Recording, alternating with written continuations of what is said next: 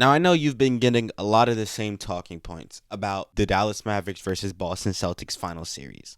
And people have been saying the same things. These analysts have been saying the same things, and they're so sure of themselves. At the end of the day, what has to be understood by all parties involved is that we won't know until we watch tomorrow. But as a Mavericks guy, a guy who's been covering the Mavericks more than any NBA team all season, I have to tell you that as a Mavericks guy, I do not think the Dallas Mavericks are a better team than the Boston Celtics.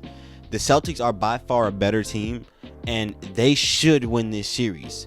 But I'm going to dedicate this video to some things that I think the Mavericks can do to win this series. Just because you should win a series hypothetically because you have the talent does not mean you'll win. And does not mean it's going to be a close series either. Even though I think clearly the Boston Celtics have a better team than Dallas Mavericks, they could lose in 5-6 games. So these are the things that has to happen for the Mavericks to win this series.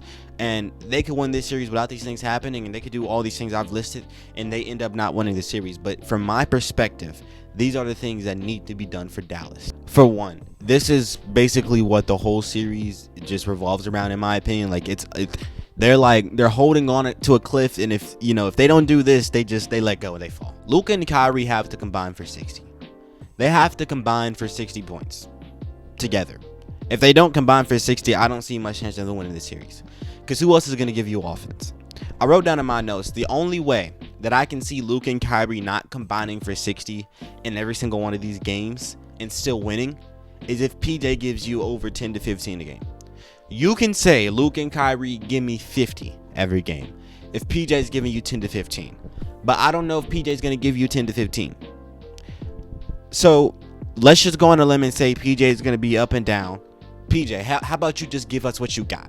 If you got a few 25 plus point per games like you had in OKC, give us those. But if not, give us what you got. Luka and Kyrie give me 60 every game because they have to score. They have to. They literally have to score. Playing a team like the Celtics that have more of a surrounding cast than yourselves, your two main guys have to make up for all the surrounding cast that you don't have. They got to score. There can't be any off nights. I don't see Luka or Kyrie having an off game and then winning that game. So, I mean, this is probably common knowledge, but I don't know if I can stress this enough. Luka and Kyrie both have to be hitting. On the flip side, the other stars, can you contain Tatum and Brown? Well, can you contain Kyrie and Luka? I don't think so. Can you contain Tatum and Brown? I don't think so. But I think PJ will probably be on Tatum and maybe Derrick Jones Jr. on JAYLEN Brown, or you could inverse that, right? Either way, don't let it be easy for them. Don't let them get into an easy groove. Play physical. Play physical defense. You have to. With JAYLEN Brown, do not let that man get comfortable. JAYLEN Brown, when JAYLEN Brown gets hot, I think he might be a little bit better than when Tatum gets hot. I think he might. Tatum is an all-around better player, but when I'm just talking about offense purely, when Brown gets hot on offense, man, it's you really just lose the game. So look, this is what you have to do. You have to get into his airspace. Don't let Brown get easy, comfortable looks. I haven't done the due diligence of studying what makes Brown comfortable or when he gets into a groove, but I know the Mavericks have because they're ready. I'm sure if Jason Kidd has went over this. So whatever they've went over and whatever they've seen about how Brown gets comfortable, they have to prevent him for getting comfortable and getting into a groove, because I'm telling you, when Brown gets into a groove, I watched him play against my Golden State Warriors in the finals a few years back. When that man gets into a groove, that team is totally different. I'm telling you, you can't let him get into a groove. You can't let him be superstar Brown. You have to limit him. Also, you cannot let Derrick White get going. If you let Derrick White be an all-star caliber player, if you let Derrick White beat you, then I would be so mad. I'll be so mad because Derrick White is not that good. That man, if you put that man on, say, the Wizards, when defense is guard, he's no more than a 10-point per game scorer. He just plays in an offense that really benefits him with players that are so great that you have to attend to Tatum and Brown and Jrue Holiday and KP. He just gets to get off. Please don't let him. Don't let him beat you. Don't let that man be open. Don't ever leave him open on the arc. Do not, I repeat, do not leave that man open. He is not Mike Conley. He can shoot the ball. Do not leave Derrick White open. If you want any chance of winning this series, you got to guard him. No open threes, no open layups. That's literally it. If you don't give him open threes and open layups, he's probably not going to beat you off the dribble. Unless he's really in that mode. And he might beat you off the dribble. But you know what? Don't let it be easy for him. Most of the time when that man gets off, his first 20 points are just like easy shots. Wide open shots or layups. Don't let him have those. Because then he'll have 20 points off a bunch of easy, and then he's feeling it. And then when you start guarding up on him, he gonna take you one-on-one and kill you. He's one of those streaky guys. Don't let him get off. And Al Horford, he's another one of those guys. Don't leave him open in that corner. Along with Porzingis, both of those guys, do not leave Al Horford or Porzingis open in those corners. Please. Please, don't let them get going, because after they see a couple go in, it's gonna be like clockwork, and then they'll start hitting contested ones. You got to be on it. And I know I'm saying a lot, right? But you have to be on. This is championship time. You have to hit every single check. You have to check every single thing. You have to get it all. You know what I'm saying? You have to get it all. So you cannot leave them open. You cannot let those bigs get open shots. When it comes to Kristaps Porzingis, I had this in my notes. You have to, if you're Kyrie Irving, attack KP. Try your best to get him in foul trouble. Attack him directly. He might block Kyrie's shot. I don't think most people can, do that and be a threat to Kyrie with shot blocking, right? But he might, like KP might. I don't know. But try to get him into foul trouble. Go attack him directly. Get him into foul trouble.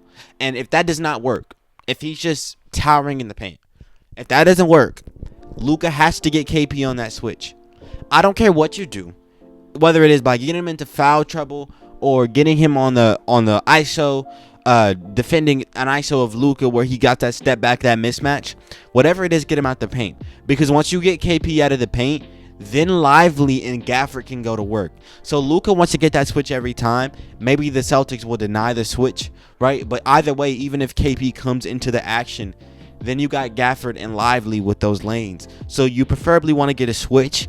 With KP, I think the Celtics might switch here. But I don't think the Celtics are the Timberwolves. So if they see the switch is killing them first game, they're going to switch it up the next game. So at least for the first game, try to steal the game, get them on that switch, see what KP does. And then after KP does that switch, if they decide to double with KP, Luka's got the lane with Gafford and Lively.